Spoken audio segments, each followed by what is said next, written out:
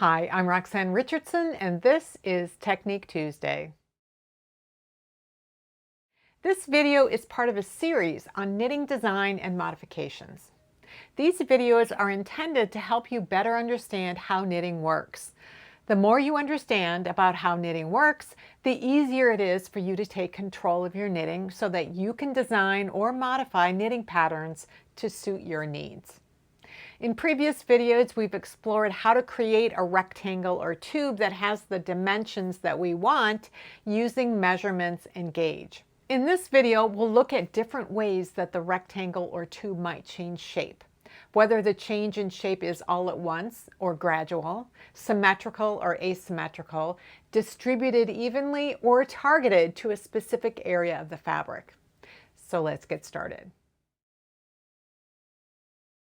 In knitting, shaping is the use of techniques like increases or decreases, even casting on and binding off, and also short rows in order to change the shape of something that would otherwise just be a straight tube or a rectangle. So I've got three little garments here that kind of illustrate a couple of ways that shaping could be used. So in a hat, we have a circumference here that would fit around the main part of a head, but the top of the head is smaller. And so we need to do shaping. We have to have decreases as we work up toward the crown in order to shape it. In a sweater, like the circular yoke sweater, we've got shaping. If this is worked top down, we've got increases that increase the circumference of the sweater as it's going down the shoulders and the upper part of the body. It's big enough to surround the upper arms and the upper chest, and then it separates, and then there's still some shaping in the sleeves as these tubes get smaller and smaller coming down toward the wrist. In this knee sock right here, we've got a straight tube right here, but then we have shaping to accommodate the fact that there's a calf muscle that needs more fabric than the ankle needs. So in our previous videos, we looked at how you figure out how many stitches that you need for your project that you're going to work on if you're designing it from scratch, or maybe you're modifying it because your gauge is different and so you need a different stitch count. So you look at the actual width that you want. In this case, we're saying 10 inches or 25 centimeters, and then you look at your stitch gauge and you multiply those two together. So if you have a gauge of 20 stitches over 4 inches or 10 centimeters, that means you have 5 stitches per inch, or you have 2 stitches per centimeter. And you can multiply the 5 stitches per inch by 10 inches or the 2 stitches per centimeter by 25 centimeters. And in either case, you will get 50 stitches. Now, sometimes the way your gauge works out, you might have a fraction of a number, and so you might need to round up or down in order to get a whole number, or you might want to round up or down because you want an even or an odd number specifically, and that's just something that you fudge. To get the length you want, you just knit to the length that you need.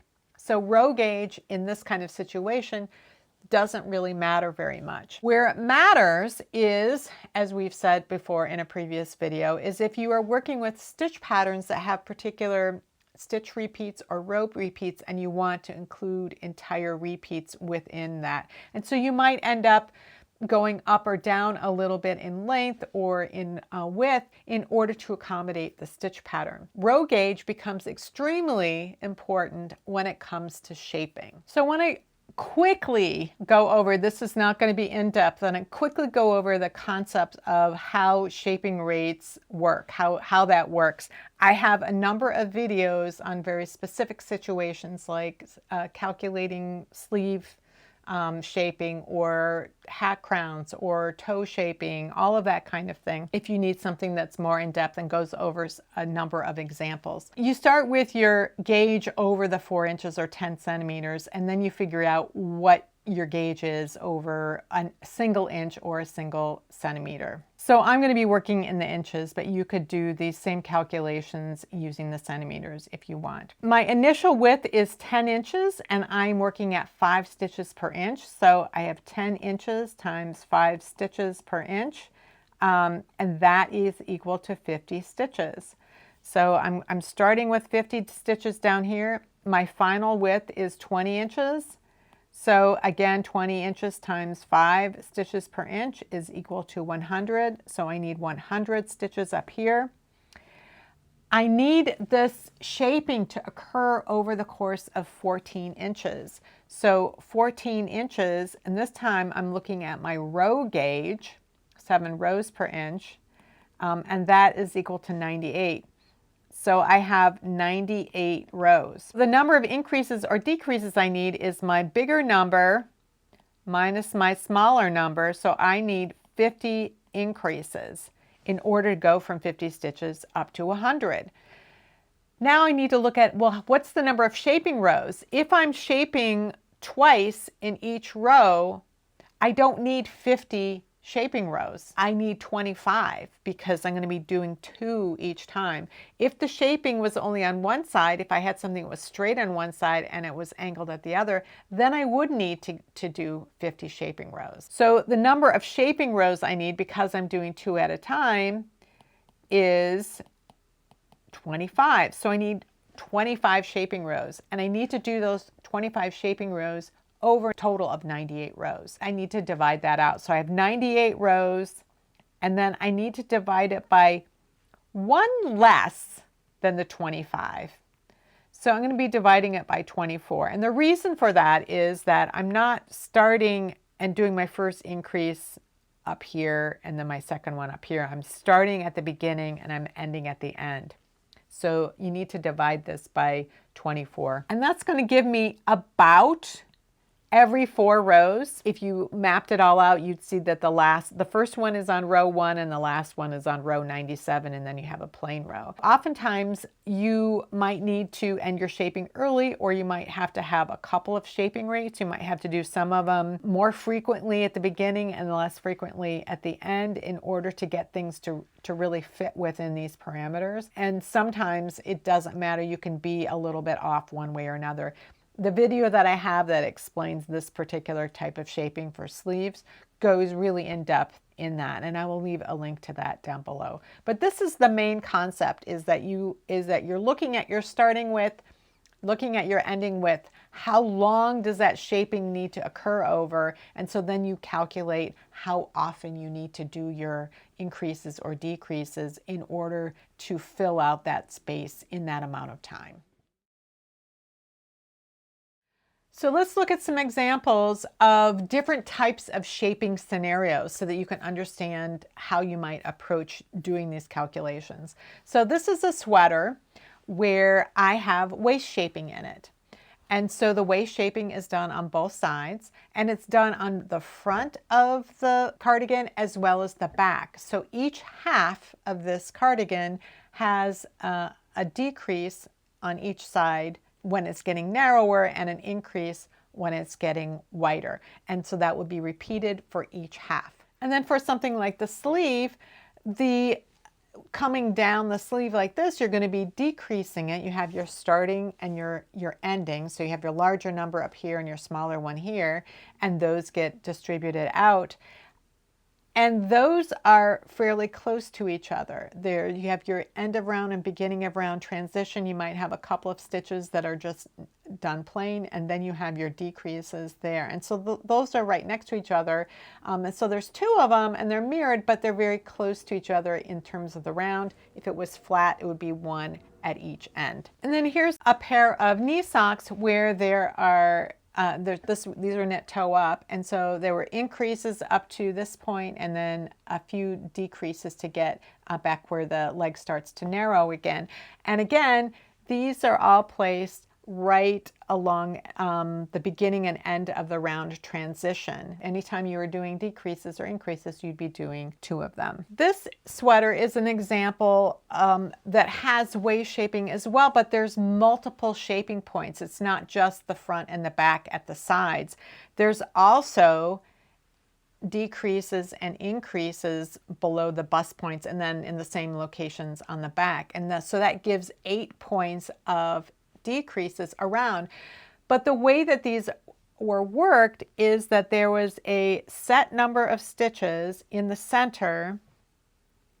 I'm going to put markers here so you can kind of see where they are. So this maintained its rectangular shape, and all of the shaping was done between this marker and this side marker here. So you had shaping going on in here, but none going on in here. You can change the shapes of things. So the circumference is, total circumference is changing, but the place where the shaping is done is really targeted. In this situation, you've got a hat, and these are hats where it's not symmetrical shaping. So what you've got in the hat scenario is a triangle that's like this, where the shaping is only done on one edge of it.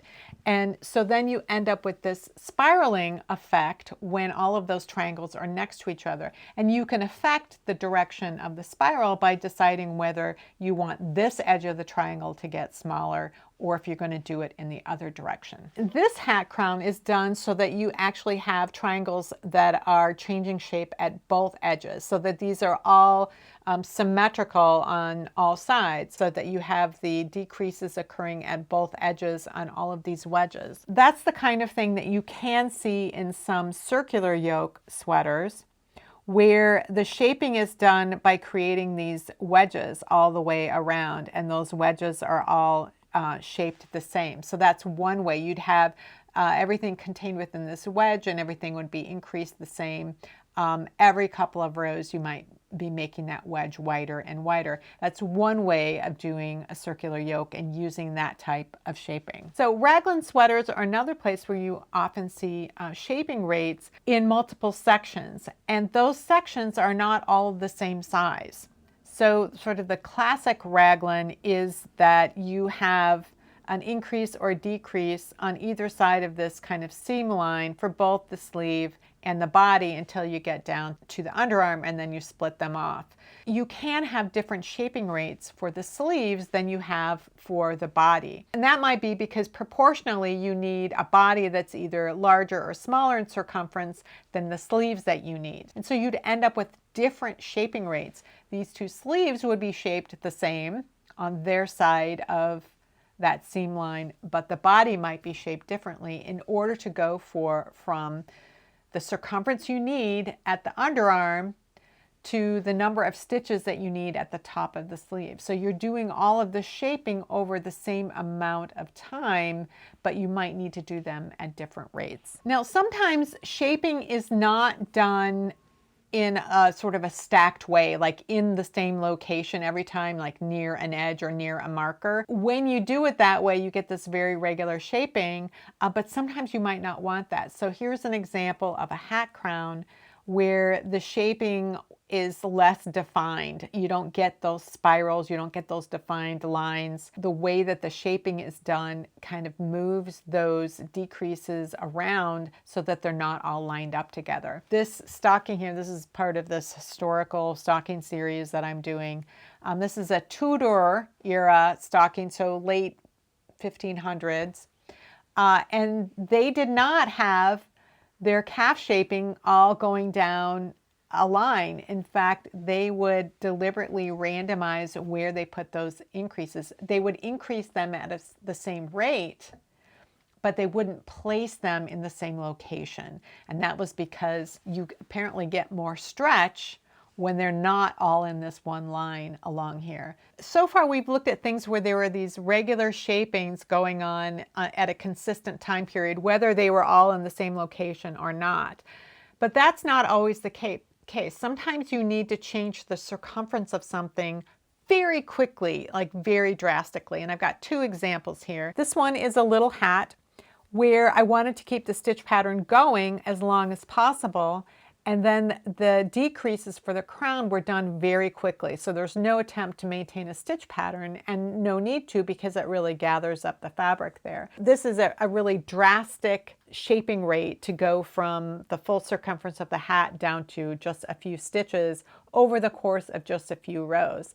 So you might need to do that kind of drastic shaping over the course of a few rows if you need to go from something fairly substantial down to something very small like this. So this is another historical garment that I did the patterns from 1904.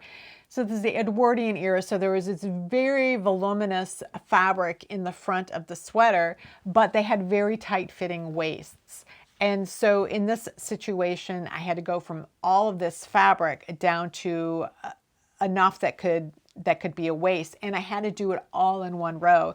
So the stuff here in the front stayed as it was, but this area over here was decreased at a rate of 3 stitches or 4 stitches at a time, all the way up to the side, in order to remove all of this volume. And it created this pouch situation. This had other shaping going on too. It also had short rows that would cause this front to be longer than the sides, so that it would pouch over that way. So it was just the style back then.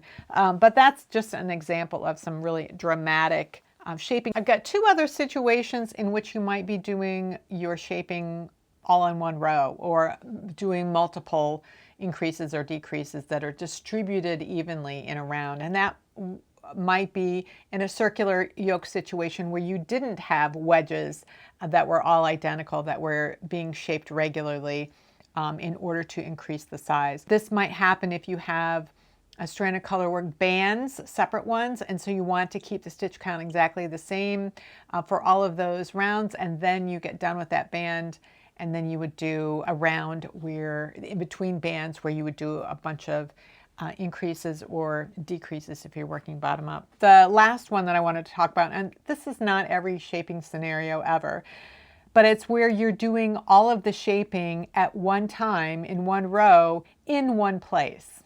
So an example of this would be like underarm shaping. If you're working bottom up, you'd be doing a bunch of bind offs at the underarm. If you were working top down, you'd be doing a bunch of cast ons, so that you could create the width that you need down the side of the body that you can't get just from the front fabric or the back fabric. I do have a number of videos that go into great detail for calculating specific shaping scenarios like hat crowns and sleeves.